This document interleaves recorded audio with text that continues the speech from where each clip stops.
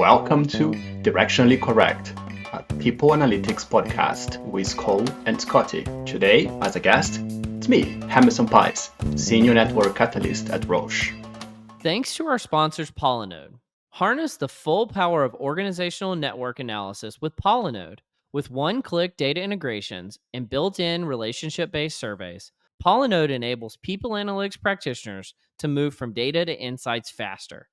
To learn more and see why Polynode is trusted by some of the most innovative companies in the world today, book a demo at polynode.com/directionally correct.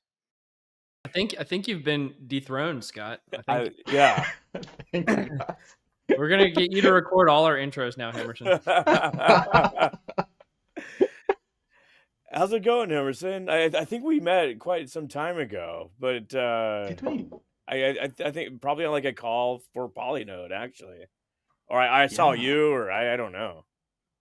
Yeah, I know you from your work, reading your publications at HBR. That's how I know you. That's for Awesome. sure. Well, thanks so much. So it's nice being here and nice to meet you guys. I usually listen to the podcast when I'm driving somewhere, so it's really nice to see you guys on the screen. I haven't watched the YouTube. It's just because most of the time I'm driving, so. This is how it's made, man. This is it. Well, Hemerson, you're based in Switzerland, but I don't think you're from Switzerland, right? No, I'm from Brazil. Based in Switzerland for 13 years, but I worked in 11 other countries through my career as well. But Switzerland is the longest place I have been, not counting Brazil, where I grew up. So it's like feel like home now, Switzerland. What part of What was Switzerland? your favorite? So which part? I'm in the north of Switzerland, Basel, but for today, it's Friday, 6 o'clock. I'm actually in the mountains in the south of Switzerland. So it's just 3 hours to cross the country. My favorite part of Switzerland are the mountains and the lakes. I like both. So in the summer, I'm scuba diving the lakes. In the winter, I'm snowboarding on the mountains. That's life. Switzerland's absolutely magical. Like you cross the border, and all of a sudden you're like crystal clear lakes, and they're like this sort of like pale blue. It shouldn't exist. It really shouldn't exist on Earth. Yeah, it's just missing the sea. Then it's Yeah. it would be called paradise, if there was a sea. Now, is Switzerland the one that have like the guys that dress up like knights that protect the banks, or am I making that up? The Swiss Guard. Swiss Guard, yeah. Yeah. Yeah, they protect the Pope The Pope. in Okay, the well, Vatican. that's cool. Yeah. They selected. It's a very strict selection process, and for life, the Swiss Guard is loaned by the Swiss government to the Pope. If a majority is Christian, but not a majority is not Catholic. So it's interesting combination. Yeah. Yeah, absolutely. Well, you mentioned scuba diving. Like, is that like big in Switzerland? When I think of Switzerland, I don't think like, oh, this is the scuba diving capital of the world or something. I don't know. Tell me more. No, just a hardcore divers. We would dive in the lakes. I organize trips around the world as well, but most of the activities are in the lakes, and you see nothing, and it's super cold. So it's really Nothing like to see, and you freeze your butt off. yeah, it's mostly for the process, the training and the techniques, and it's more for training. But so there is a good community of scuba dive. There are several clubs around the whole Switzerland. Germany also is very big hardcore divers, but it's not a tourist destination for scuba diving. What they do have in Switzerland is like the lakes will feed into the town, and people will get these like water bags. They'll throw all their stuff, their gear, their phone, their towels, everything into a bag, and they'll like jump off a bridge and like float for like miles. Yeah, this is It's absolutely incredible, and it's not like that's it's like going by slow. It's like, I don't know, 4 or 5 feet per second. Like it's Oh, moving. It's moving, yeah. and it's it's fast. absolutely incredible to view. Yeah, they're in the Rhine, which runs just behind the office at Roche, the two towers. People in the summer, people would finish work like 5 o'clock, 6 o'clock. It's still sunny. Put put their clothes inside a floating bag and jump in the Rhine and go with the flow. Get out on the other side, downstream, probably 20, 30 minutes later, have a beer, grill a sausage, and then go home. It's a better life. It really is. It's a better life. Wow, that's It's really fantastic. valid. Are you keeping up with your New Year's resolutions, Emerson? I don't do resolutions. I just have a theme for the year. But I have a question for you about New Year's resolution. Oh Based yeah. on your last podcast of the last year, I think was the last one for 2023 that you guys talking about New Year's resolution. And I was very intrigued, Scott, by your project of building Harry Potter live Oh portraits yeah. programming. And I was curious if you had to do one from Cole, which kind of funny movements we would pick up there? What we would program there that is code characteristic Cold movements? characteristics. Well, a quick update. I went on Amazon and bought it was like a self-contained like tripod light ring. You just kind of stick your phone right there. And it was like Hmm. $18. It really wasn't that expensive. And I went home for the holidays and I got my parents and my sister and I brought it back to Seattle and I got some friends. So I think I have like 6, 7 people now and I put them in front of the camera, and everyone's fucking freaked out when I do this, and I'm like, sit there for 4 minutes, just you can look around, but you don't try not to say anything, and kind of like just hang out. And they're like, I don't know how it's going to turn out. So currently, I have a collection of videos of various folks. I need to find a monitor, and I need to do some other stuff, but we're getting there. But Cole, let me think. I think Cole's like kind of Cole needs like he gives me like Henry VIII vibes. Like he needs like What? a lion, It's like sort true. of like mane around him or something like that. What wasn't Henry VIII like a psycho? Or maybe I'm Yes, making it up. yeah, he was a psychopath. But I'm not saying that you're a psychopath. I'm saying like you just look like one, Okay, well, fair enough. or it could be made to look like one anyway. Yeah, you provide the garb, and I'll do whatever you want me to do. Have you ever? Uh, This is not like related, but you ever seen? This is like a phenomenon, I guess, a few years ago, where they would have these videos of people that would just have to look at each other's face for like 5 minutes, and like you couldn't look away. You just had to look at the other person's face. You put them two people facing each other, and they would always start crying. And I feel like that what you're having people do, like looking at a camera, just for an extended period of time, is just not something that happens naturally in yeah. human existence. And so I bet you get really weird reactions to it. Well, this is one of the theories that people think is the cause of like Zoom fatigue or burnout, because Hmm. you're sitting in front of a camera for that long, like staring at someone's face. That you just don't do that in natural life, especially sort of that physical distance. Yeah. And I think it really causes fatigue in that way. Um, so I mean, like I could definitely. I can't imagine having a mental breakdown like where I start crying, like looking at Well, I think somebody. it came from like a place of empathy. But what my point is, I don't think if you would have asked any of the people who participated before they did it, that they would break down and start crying during the middle of it. Right. Just like staring into someone's soul. Yeah, it's like you're staring into someone's soul, kind of, and I suspect having a video camera just watch you for a while you're not doing anything. It's like the most self conscious time of your life. I'll give you like a rapid review of what's gone on. So people are really kind of freaked out like for the first like 15, 30 seconds, and then they Hmm. kind of settle into it. Of course, Yeah. I will stand behind the light ring so they have something to look at. I should really give them like a TV or something to watch. But they look around. My mother could not handle it. She just started like talking to the cameras. Was like, okay, mom, let's chill out. Maybe Oh, we'll but come back and circle back. we're in the second week of January and you already work on your project. That's impressive. I I am trying to be, it's like every New Year's resolution early on. Everyone's at the gym, Get it done. so you try to make progress as quickly as you can. Yeah. That's cool. But like, Cool. yeah, I I want. I will give you an update when I have some sort of finished product. what I deal with right now is all the time people have monitors. Like, I need to get rid of this monitor. I don't need this monitor. I'm trying to give away a monitor. Now I can't find anybody that's giving away a monitor because I don't want to buy it. I do things on the cheap, But like, no one's giving away. So like, if anyone out there has a monitor they don't want anymore, bigger the I better. remember I think that's the easy distinctly, part. Scott, you said people with multiple monitors are less productive. So I'm glad to see you've come around to the dark side. Well, I need it just for this project, right? I need it just for this project. But of course, it's not very productive either. So we'll see. I don't know. Cool.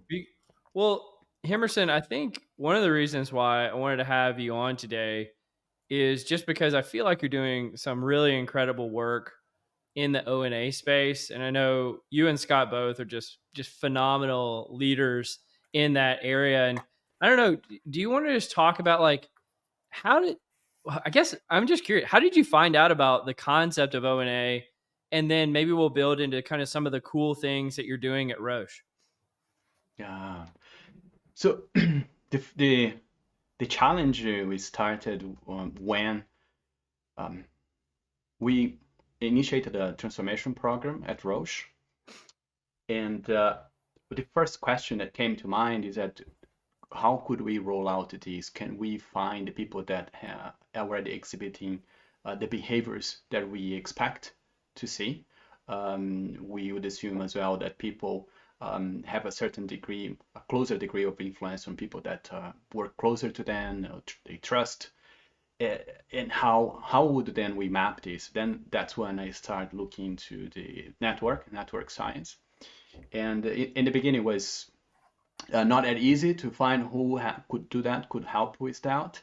So that was the trigger. Basically, we wanted to find people that were already trusted in the organization, so that we could engage with those people, listen to them, and also get their feedback, or count on their help as well. Actually, count on their help to uh, spread or convince others, let's say, influence others or inspire others towards the vision of the change that we wanted to roll out.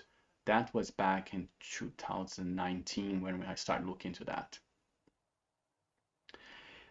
Then from that point on was determination, a little bit more like Scott's project, You have a goal, start work on it, bring us as quick as possible to reality. But it took us a while actually to make it happen. So all the barriers and restrictions in the organization to get data, to get to run a survey, a network analysis. That back in 2020. Then we had COVID, right? Yeah. just in the beginning of the year. And there was the concern of some leaders that what would come out of that network analysis, organization network analysis. Would it show dysfunction? Would show silos in the organization? Would show them in silos, not disconnecting the organization. So there are also the resistance and fear on rolling out that. But fortunately, we went through. We managed to get it. The first active network analysis we did was using survey, and we collected data. We didn't have any tool to analyze, to consolidate. So we had to do count with help of other people to do that analytics, or more or less, I would say manually. But to the point that we are today, where we roll out the change, we now have a structure to we basically create a structure to collect data that then can provide us passive network analysis.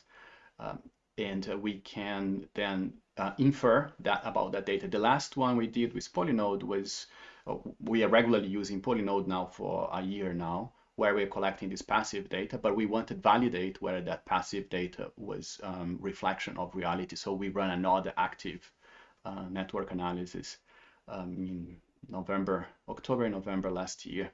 And then we are comparing if the results of the active network analysis confirm or discredit the data we have from the passive data. Wow, you're getting like really deep. Like you guys are full on into this, going from like just a kernel of an idea and like you selling it to leadership, then conducting active network analysis, then what kind of passive data are you collecting on individuals?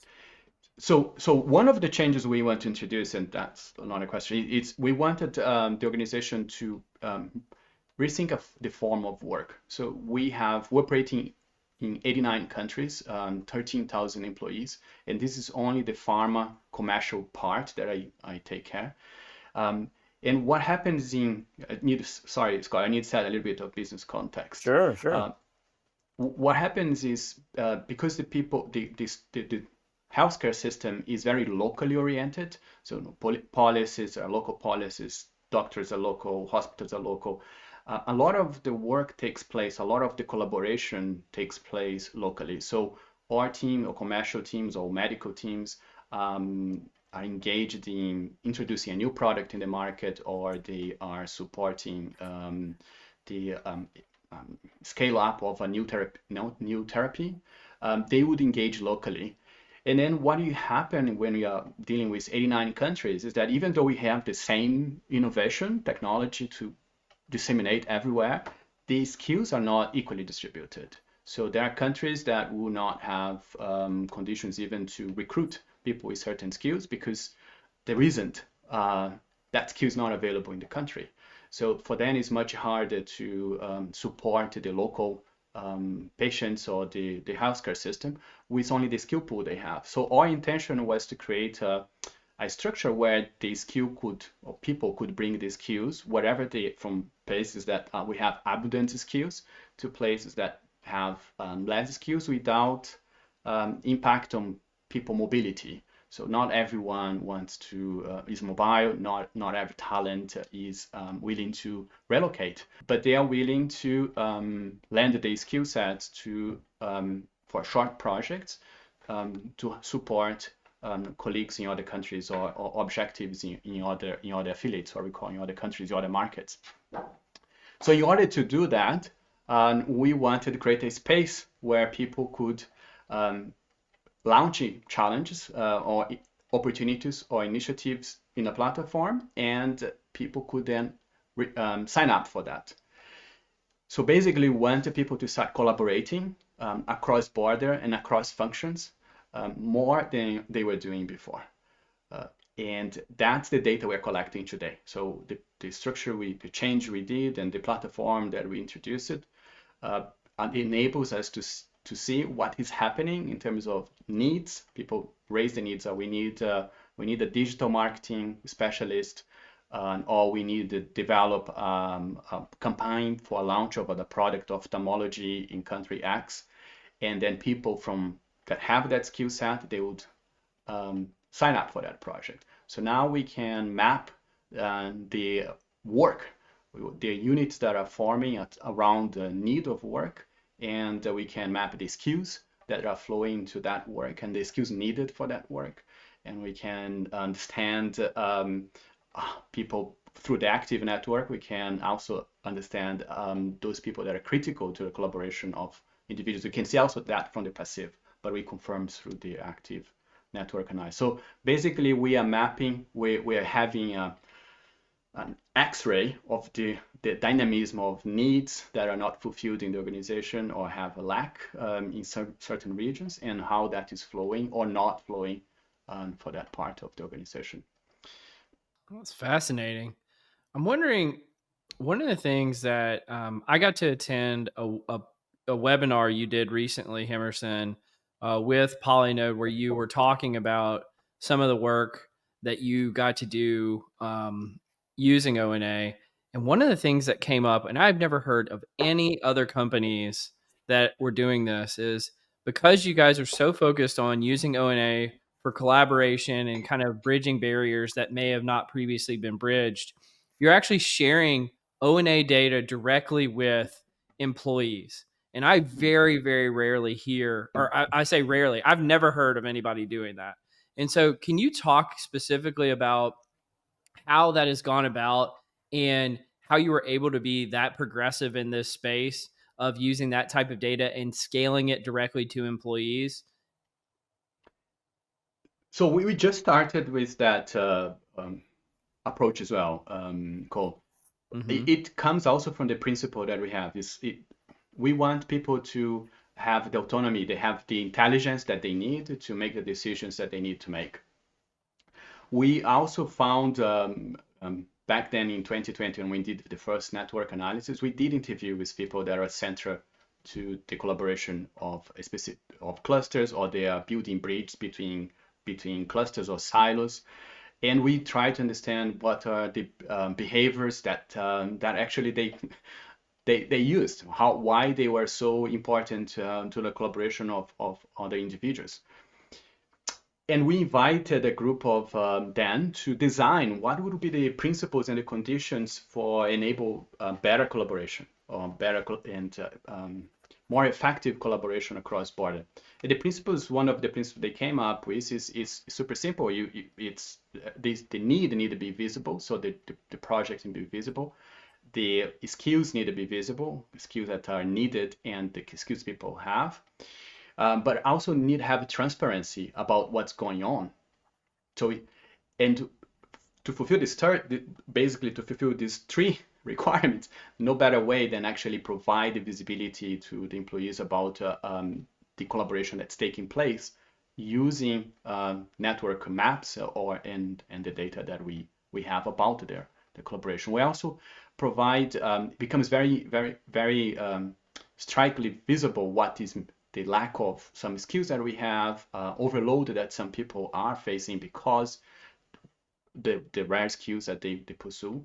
And we also work in helping them to develop capabilities to deal with that overload, because once you remove those constraints or those barriers of the traditional structure of a job description where people only have to work on demands required by the line manager, now the demand is coming from anywhere. It's available and people can find.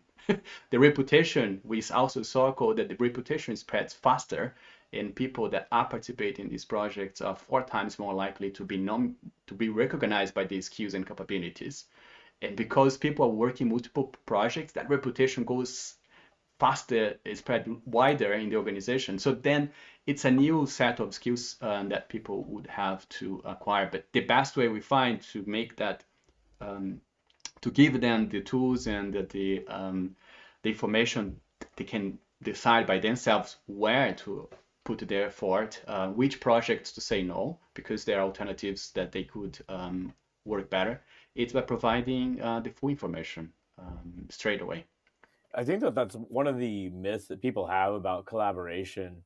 They look at like a network map, or just like look at their colleagues and be like, well, that person's really extroverted, and they're just like very charismatic. That's why they can make their way to the center of the network, or they can influence this sort of stuff.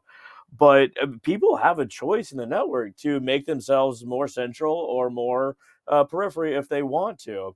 Like look at Cole. Like he made a choice like a couple of years ago to like, hey, I want to make a name for myself.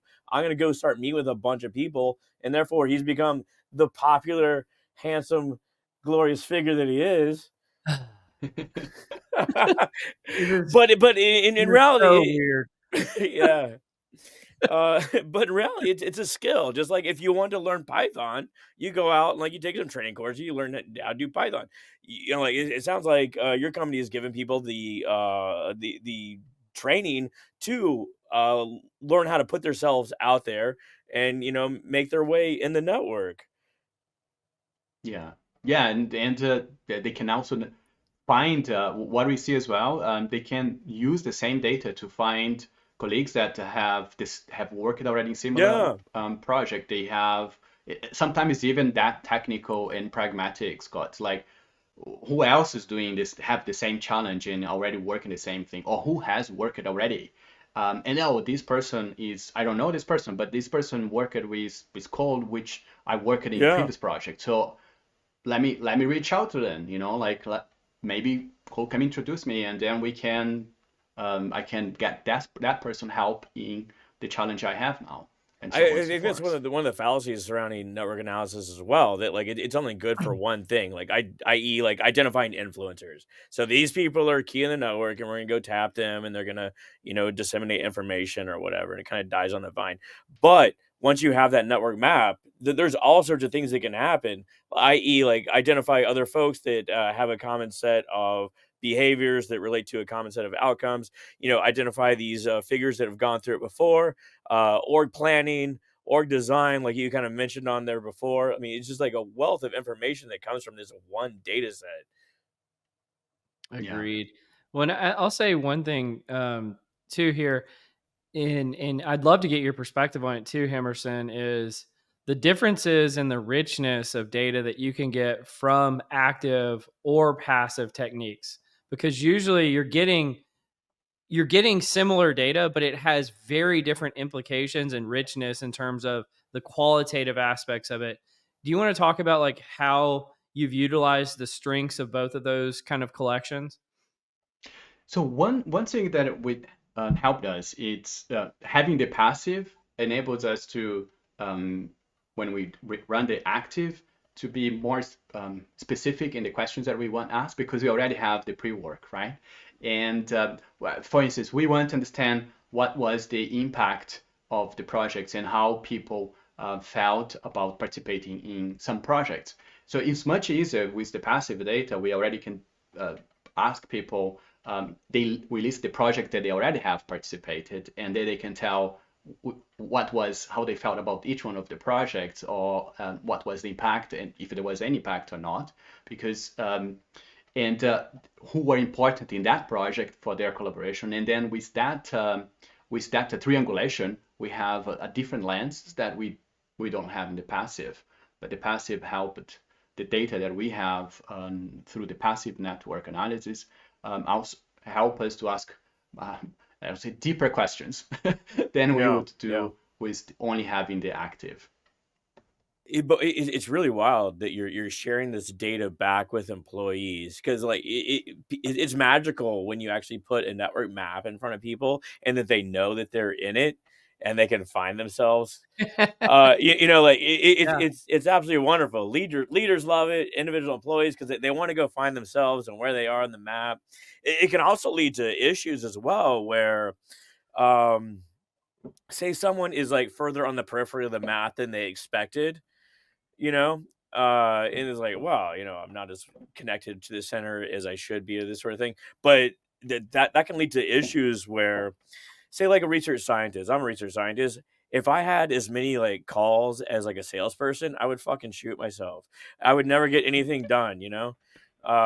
It's a good thing for some people to be on the edge of the network, and it's a good thing for some people to bridge groups. You don't need 45 people bridging groups, and it's sort of the magic of the network map, right? But everyone loves it. Everyone loves it. It's also dangerous. That's all I'm saying. I bet you after this podcast is released, you're going to see a slew of people trying to copy the great work that you're doing, Hemerson. So I'm glad you're putting it out there in the world.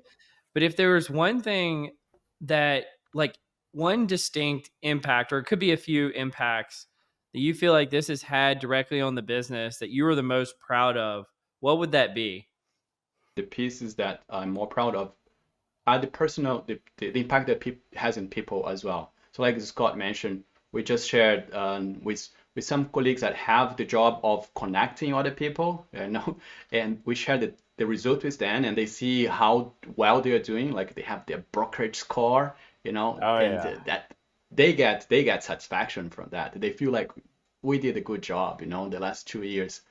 Um, and we have colleagues also, we talk to them about this form of work, and they say that changed the way they work altogether. In the past, they would be passive, waiting for some requests from the line manager. Now they know that they can develop their career in any direction they want, but they need to be active. They need to take ownership for it, and they are doing.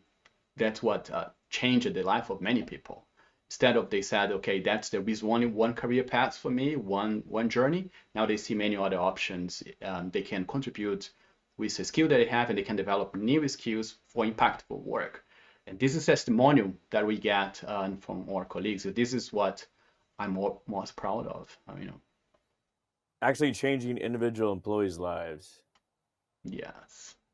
We could win a So, Miss America pageant I right love here, it. changing people's lives. You know what? One just to Kind of switch gears here for a second. One of the things that I found out in preparation for this podcast, Hemerson, was that there were no Waffle Houses in Switzerland. And No. so what we wanted to do, we knew you were a fan.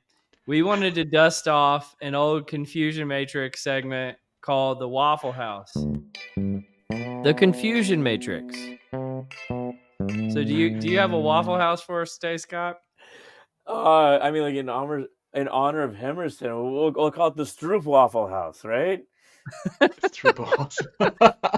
Right? No Waffle Houses. I mean, like, okay, just good do pancakes or waffles, just very quickly. Yeah. I actually had to Google. First time I heard you guys talk about this in the podcast, I said, what is this? Is it a real shop? Is it a real brand, Waffle Houses? It's absolutely magical. Cole owned one at one point. I did not own one. This is not true. All right, Hemerson. The rules are simple. You know, you just kind of waffle on a topic. And the topic today is either take a friend on a family vacation or join your friend on their family vacation. Ooh, this is a good one. Both. Oh, you just want all the vacations. You said vacation. That's the only thing I heard. Friend and vacation. That's Which is better though? Like which would you prefer? I can deal with other dysfunctional families well, so I think I probably will join his family. But I don't know if he or she can deal with my family. Oh. So it's safer. Yeah. See, I was thinking like home turf advantage sometimes is better. Like, do you want? It's like, well, like I feel like on a vacation, there's always this moment if it's very dysfunctional that, you know, one group just says, screw it, I'm going off and doing my own thing for a little bit. And I Yeah. feel like you have more kind of autonomy to do that with your own family than if you're with somebody else's family. So I don't know. That's kind of my thinking. What's your perspective, Scott? Boy, it is a waffle, right? So like Yeah. if you have someone else as a guest with your family, like you know the nuttiness of your own family and the idiosyncrasies, and like I feel like you're always playing defense, right? You're always like trying to guard or like trying to pretend like you're normal when you know you're not. But you're not. You know, this sort of thing. And you know the pitfalls that are like going to get you in trouble, this sort of thing. I could personally like blend in with another family, but then like once you start seeing that they are not the people that you expected, or like they're not into the same things that you were envisioning, you just kind of want to get away, right? I think you've said this before, Scott, where like traveling with other people is like the best way to find out about like their character or like whether you would hire someone or something like that. And Oh, that's I just think, the actual process of traveling, like going through the airport. And oh, watching okay. I thought it wasn't like you're actually on the vacation with them. Oh, well, I mean, I have found like as an adult, friends traveling with them and just be like, you know, maybe y'all want to go to bed at 8 p.m. Whereas like, hey, we're going to, you know, I go to the club all the time, Cole. We're going to party. Yeah. Like lean into it, man. We're going out. I think it's a good thing. Traveling with people, going through the process and all the unforeseen situations and see how people handle. Yeah. And, flights canceled and queues and your seat, your assigned seat is occupied by another person. That really when you get to know people.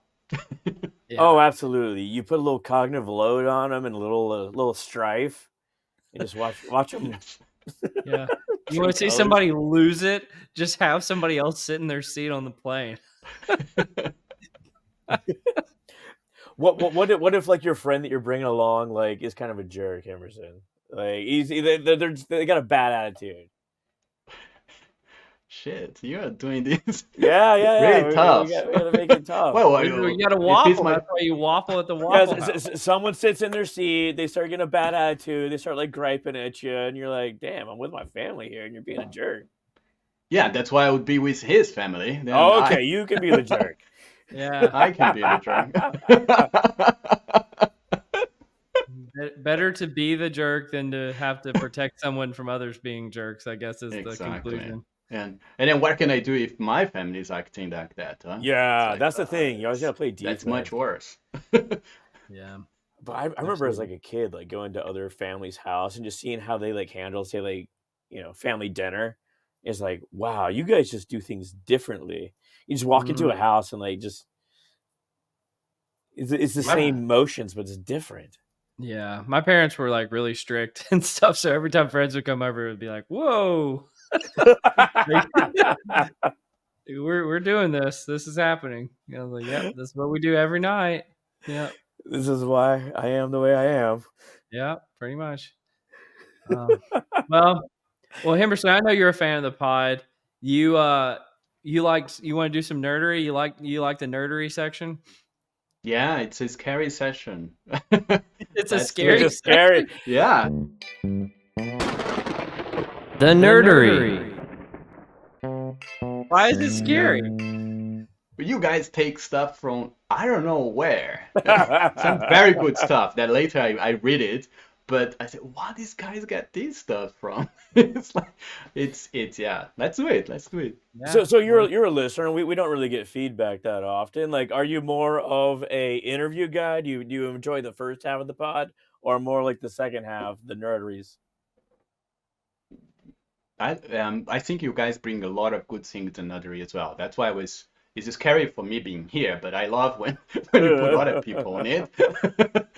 So I like both parts. Yeah, when you have very good guests, it's we learn so much from both parts because you put them on the spot on tough stuff. Well, we find that people are one or the other. They're either interview people or nerdery people. Yeah, for sure. Oh, It's you you know, you got to take what you can get though, right? Um but I think the first one we have Scott is for you. I thought this is actually a pretty cool find about burnout contagion amongst teachers. I don't know, do you want to intro it? I figured you're gonna go the one that's like never go first. It seems natural. That's actually sorry, dude. That was teed up for me and I just didn't even do it. Sorry. Here, let's switch gears. Here, I'll do the never go first, just because I got to do that. All right, let me share that one. Hold on, give me a sec. So this is order effects in the results of song contests. So the authors essentially noted that during these like song competitions, it's called like Eurostar or something like that. Eurovision in Italy. Eurovision, where the contestants predicted their final rankings, but in the reverse order, so that the later you go in the contest, the more likely you are to receive a higher rating. And it should be random. It should be just kind of all over the place. But someone decided to investigate this, and they found that not only did the expert judges rate people lower that went first, but also the television audience, so the non-experts, sort of fans in the audience. So the final takeaway is this introduces inefficiencies in the system, and if you're ever in sort of like a situation like this, which we encounter quite frequently, you shouldn't go first. You shouldn't go first. Do you think that holds over to job interviews? I think it holds over to job interviews. Absolutely. Like, so think about like So you want to be last? you, Because I always heard there was like primacy bias, which was the bias for the first candidate, and then the recency bias, which was the bias for yeah. the last candidate. But it sounds like this is saying that recency bias strongly outweighs going earlier in the process. I think it's a calibration effect, right? So like when you first you need to hire for a role, just role X, and you start getting resumes in, and you're reviewing them, and like that first one's like, oh well, they're not even remotely qualified. Then like after you start reading a few more, it's like, oh my god, no one's like remotely qualified. But this 12th one I looked at, they look pretty good, or they will suffice. You know. Yeah, yeah, that's I s- fascinating. and I think you remember most as well the last ones, right? You remember the worst one. It's like, and you remember the last ones, or the remember the very best moments. But your the impression will be stronger on the last one. And I think in contests, like everyone have heard all the first contestants in the music, and they say, okay, let's stay. None of them is good. Yeah. As you say, Scott, none of them is good. But then as you get in the for the last ones, you say, okay, maybe these ones are better, you know? They must be better because they are the last ones, you know? They put it in the sequence because they're best. I think you just need to warm up too. Like I remember grading exams in grad school. Like they give like a stack of exams, or like papers or whatnot. And the first ones you're like, no, no, X. Then over a while, like the grading just kind of eases, and you need to go back and regrade the first ones just because it's not Yeah. fair at that point. But I mean, What it has implications for like say like if you're going to present alternatives to a senior leadership. Like Mm-hmm. here's one alternative, here's another alternative, here's another one. That first one may not be the best based on perceptions, but it may be. they will not even remember the first one. Yeah, That's yeah, the thing. Depends on the time. Okay, I remember the last one, and then you put three by three, the three in a slide. They will only remember they'll remember better the last one. That's it. Well, at least that's a absolutely. strategy that This will is, go I for. mean, as you guys were talking about this, I'm sitting here thinking this has really profound implications.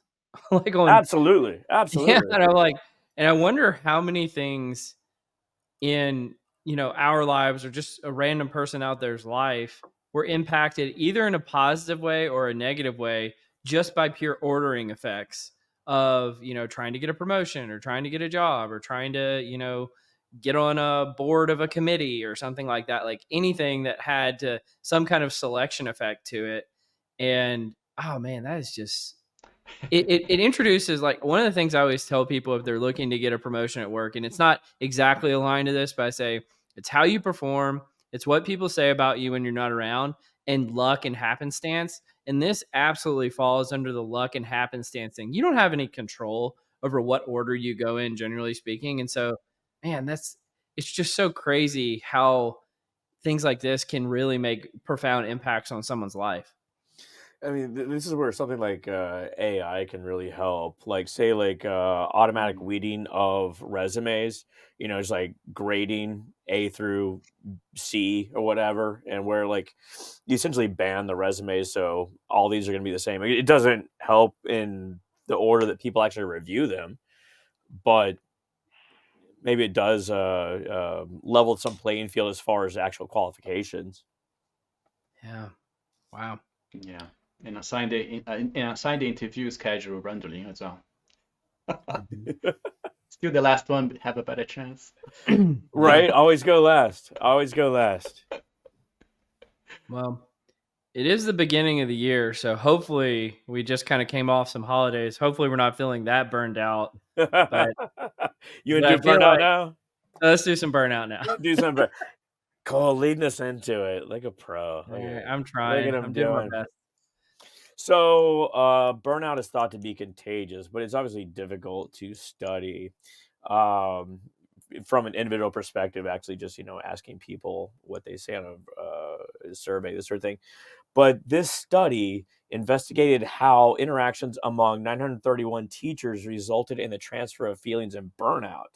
The results show that burnout contagion takes place among strong relationships characterized by frequent interactions and embeddedness in the network. So they actually went out and collected active network data. They asked two questions. I can't remember what they were off the top of my head.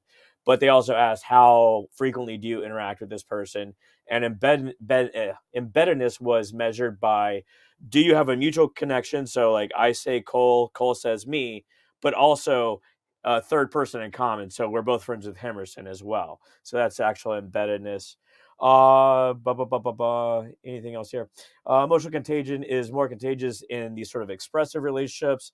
And interestingly, the feelings lasted for 2 years. There's a 2-year lagged effect on this thing. And the implications are that people should think about the social context for potential feeling negative in strong relationships, but also just adding more social support is not necessarily a good thing, because these social support relationships can actually make people feel worse, because they get these sort of like deep ingrained feelings of burnout from their peers. It's really fascinating. Yeah, it's It's like it's the cloud hangs over one person, and then they interact with another person who's supposed to provide them with support, and then the cloud starts hanging over that person too. Yeah, It's like, absolutely. yeah.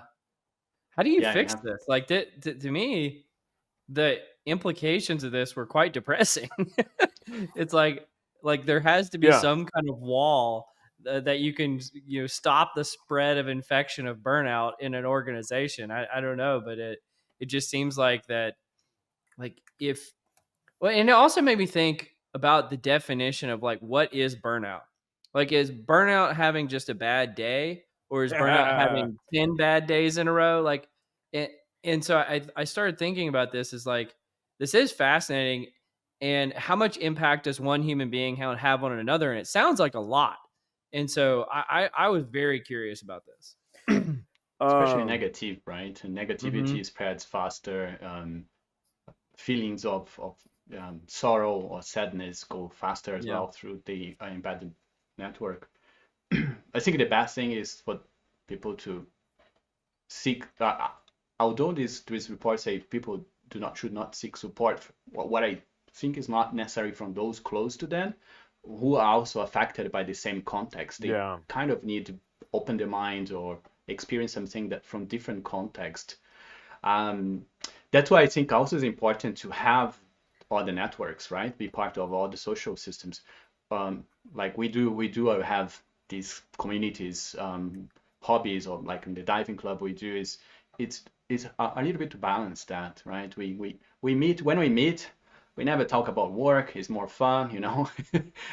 And people, if you're depressed, they do that exactly to forget the conditions that they are going through.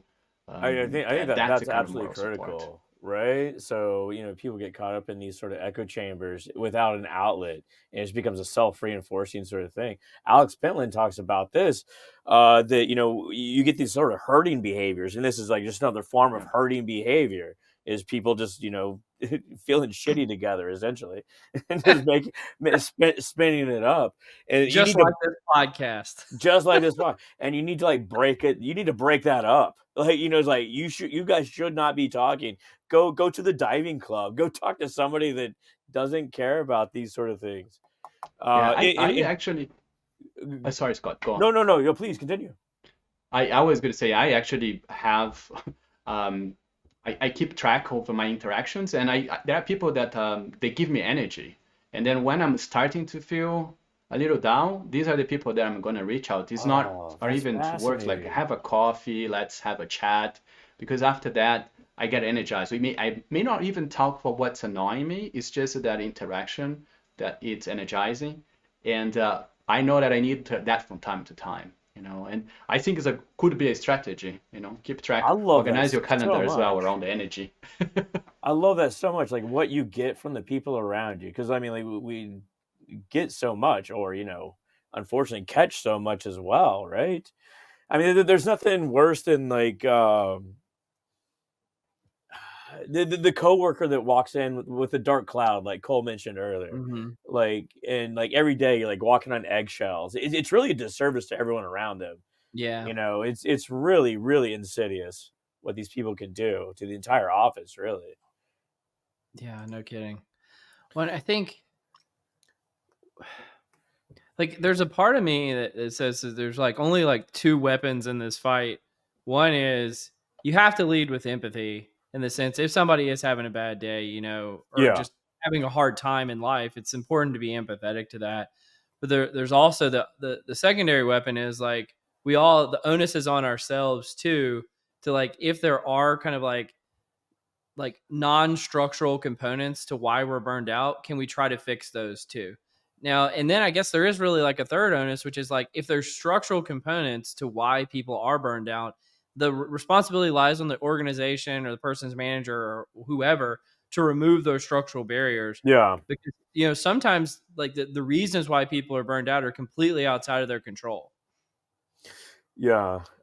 It has.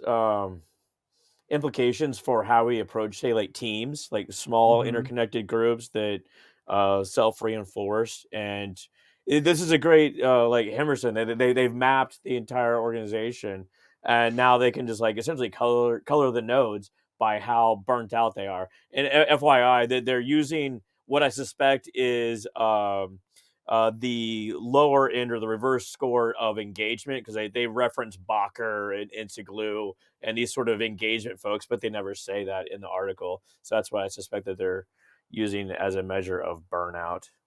Are you saying they're plagiarizing, Scott? No, I wouldn't. I would no. No, I'm messing around. If you borrow from one person, it's plagiarism. But if you borrow for a bunch of people, that's research. All right. So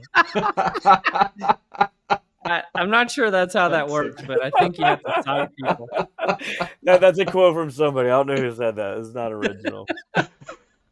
Oh my gosh. Well, we do have one more nerdery topic, which is completely unlike the last two that we put in here. Let me pull it up real quick. But it's about it's from the proceedings of the National Academy of Sciences about projections of human kinship for all countries. And just for like, because I feel like that's kind of a reserved term in industry. What they mean by kinship is like family size. And so what they're doing is projections into the future. And those people who listen to me or have been reading my writing know that from a workforce planning perspective, I've been all over this demographic change thing that's been going on in society. And this is another article that kind of represents that. And so they found that demographers have long attempted to project future changes in the size and composition of populations of basically the world. And one of the things that they found is demographic changes are happening very rapidly. And one of the examples that they used is a 65-year-old woman in 1950 could expect to have 41 living kin. But according to their projections, a 65-year-old woman in 2095 is expected to only have 25 living kin, which represents almost a 40% decline. And so this really has um, kind of like a double-edged effect on society. One of the things that the authors find is that because kin supply is decreasing, it's going to put pressure on both the bottom end of the spectrum in terms of taking care of children and the top end of the spectrum, Mhm. because you're going to see a huge balloon in great grandparents and great great grandparents that we've never seen before, but there's going to be less people beneath those great great grandparents to take care of them. And because you would think that, oh, grandparents can often help with children and raising children, but once you get past a certain point of feebleness, you're having to take care of children, but also elderly or elderly relatives as well. And so this is going to have profound implications societally, not just in the United States, but everywhere in the globe, according to these offers. And so I thought this was fascinating, not just from a societal perspective, but the impacts that this is going to have on the workplace for, how do we deal with elder care? How do we deal with child care and the types of benefits that employers provide and the types of flexibility they provide? And I know we've been on, the work from the office, work from home kind of debate off and on. And so I don't know, what perspectives did you guys have on this article? When you talk and actually I saw the summary, it sounds very much like what's already happening in China. Yeah. Mm-hmm. I worked in China for 7 years, and that was the situation people would report, and they would have demographically, they would have to work, take care of the kid, and there are four grandparents that they have to take care, and they usually would live in the same house. Um, which could be one of those scenarios, Scott, like you bring a friend, Yeah. vacation to your family, and then you have all your grandparents there. It has implications and considerations for how empathetic you are, which kind of benefits you provide. When we are in China, we were one of the companies that we attract a lot of people because of we provide already a lot of flexibility and that support for the elders as well. I mean, for not directly, but people could then take the time visit the grandparents and the parents and take care, and they could move in the same house. We provide support for that as well. That was already a differential for us. We didn't pay best, but people would like join the company because of that kind of human consideration. Yeah. It's a wild scenario, and I think you're right, Emerson. Like we're already starting to see this. It probably stems from, say, birth control is probably started it off, where Hmm. people no longer have children in their early 20s. It's more like went to their 30s, or now even a little bit Yeah, later than that. And therefore you just have fewer children overall, which obviously leads to this sort of impact. But aside from, say, like the economic impact that this is going to have from like the workforce, et cetera, I mean, it has implications for the things that, like Cole alluded to, like the social support that's provided to, say, grandparents or children, which will lead to societal norm changes in how people interact with one another and what they expect as far as like their family relationships. And I think about this, like the idea of like Friendsgiving or like Thanksgiving, where people just get together with their mhm, friends now as opposed to with their family. That's like one societal sort of thing yeah. that it just like it shows us like a shifting landscape and how people interact with one another, with their family, how they care for them. um No, and I think about like things like even societal policy. You guys mentioned China. For an extended period of time, they had a one-child policy, yeah. right? And that had, I think at the time, I'm assuming the reasoning was, trying to curb, exponential growth of the population or something like that. But it has long-lasting impacts in the sense it's creating a lot more elderly folks than the children to take care of them. And so, Yeah. but as far as I can tell, birth rates around the entire globe are decreasing, even without like a one child policy. So maybe what happens in China is kind of a leading indicator to what might happen in other parts of the world. And so I think it's just a fascinating trend to watch as a society. And obviously, whatever we've done in the past is probably not going to work any longer in the future. So we're going to have to make some substantial changes, like to Friendsgiving, like big changes like that. Well, I think that also stems from like just changes in social support, and like just Hmm. like the remote sort of environment that we work in and live in now. You alluded to this, Cole, too, like the remote environment. Now people are more mobile too. 100 years ago, I would throw out that 90% of people grew up, lived, and did not leave a probably 25-mile radius. Hemerson's Yeah. breaking the mold. He lives in China. He lives in Brazil. He lives in Switzerland. He's all over the place. And I'm sure you connect with your family, but it's got to be like a Yeah. much more remote sort of technology driven relationship that you engage in. Could you Yeah. list all 11 countries like rapid fire, Hemerson, if you had Yeah, to? let's do this. Oh gosh. Well, naturally Brazil and China, Thailand, Czech Republic, UK, Switzerland. Oh no, I don't think I have 11. I Oh, don't think I will get to 11, man. well, you, Um, my friend, are a liar. no, I won't remember. Wait. Well, I I'm sure travel that. to Japan. Um, No, I put you on the spot, Hemerson. I was just curious. Well, like, did you have a favorite country to live in? Is it Switzerland? Is it Brazil? Like, was it somewhere in Switzerland. between? Yeah, Switzerland. In terms of Yeah. work-life balance, yeah, there's no comparison. Switzerland.